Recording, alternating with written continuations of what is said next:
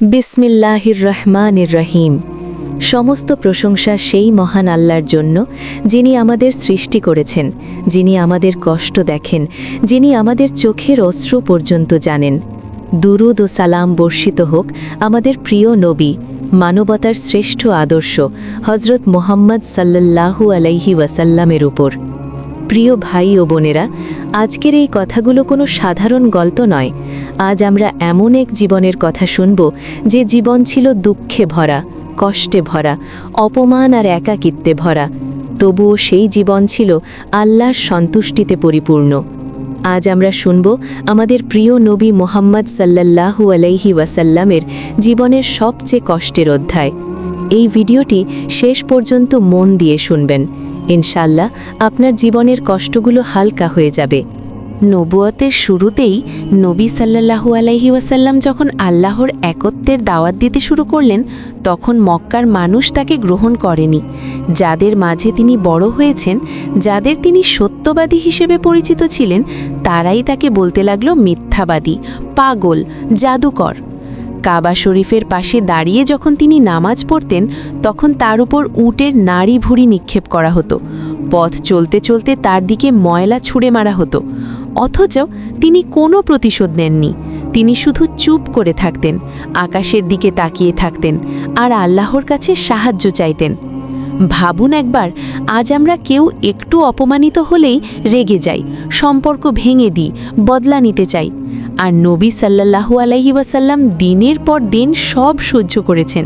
কার জন্য? আমাদের জন্য, আমাদের হেদায়েতের জন্য।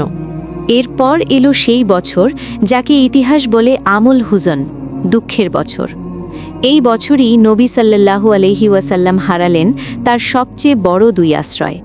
প্রথমে চলে গেলেন খাদিজা রাদিয়াল্লাহু, যিনি ছিলেন তার স্ত্রী, তার বন্ধু, তার সাহস, তার প্রথম ঈমানদার, যিনি বলেছিলেন আল্লাহ আপনাকে কখনো অপমান করবেন না।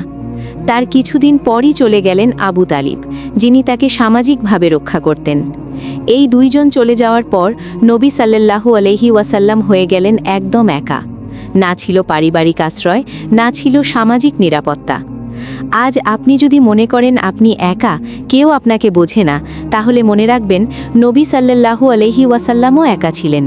তিনিও কেঁদেছিলেন, তিনিও ব্যথা অনুভব করেছিলেন। মক্কার মানুষ যখন পুরোপুরি মুখ ফিরিয়ে নিল, তখন নবী ভাবলেন হয়তো তায়েফের মানুষ আল্লাহর কথা শুনবে। সেই আশায় তিনি পায়ে হেঁটে তায়েফ গেলেন। সাথে ছিলেন শুধু যায়েদ রাদিয়াল্লাহু। কিন্তু তায়েফের মানুষ তার কথা শুনল না, বরং তারা শহরের বাচ্চাদের লেলিয়ে দিল তার দিকে। একের পর এক পাথর আসতে লাগল। নবী সাল্লাল্লাহু আলাইহি ওয়াসাল্লামের পা রক্তে ভিজে গেল, তার জুতার ভেতর রক্ত জমে গেল। তিনি আর দাঁড়াতে পারছিলেন না। এক পর্যায়ে তিনি একটি বাগানের দেয়ালে হেলে পড়লেন। এই অবস্থায় তিনি আল্লাহর কাছে যে দোয়া করেছিলেন, সেই দোয়া আজও আকাশ কাঁপিয়ে দেয়।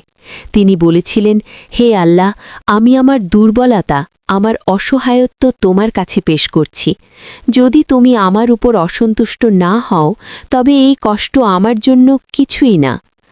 ভাই ও বোনেরা, এমন দোয়া কেবল ভাঙা হৃদয় থেকেই বের হয়।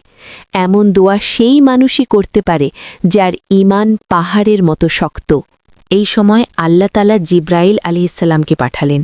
জিব্রাইল এসে বললেন, হে মুহাম্মদ সাল্লাল্লাহু আলাইহি ওয়াসাল্লাম, আপনি চাইলে আমি এই তায়েফ শহরকে দুই পাহাড়ের মাঝে চেপে ধ্বংস করে দিতে পারি। ভাবুন একবার, আমরা হলে কি করতাম? কিন্তু নবী সাল্লাল্লাহু আলাইহি ওয়াসাল্লাম বললেন, না, আমি চাই তাদের ভবিষ্যৎ প্রজন্ম আল্লাহকে চিনুক। এই একটি কথা প্রমাণ করে নবী সাল্লাল্লাহু আলাইহি ওয়াসাল্লাম কেন মানবতার জন্য রহমত।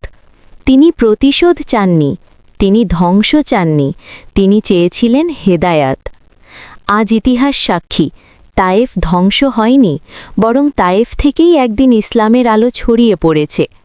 যাদের জন্য নবী সাল্লাল্লাহু আলাইহি ওয়াসাল্লাম দোয়া করেছিলেন, তাদের বংশধরারাই একদিন আল্লাহর পথে ফিরে এসেছে। এখান থেকে আমরা শিখি, আমাদের দোয়া আজ কবুল না হলেও আল্লাহ হয়তো তা ভবিষ্যতের জন্য রেখে দেন।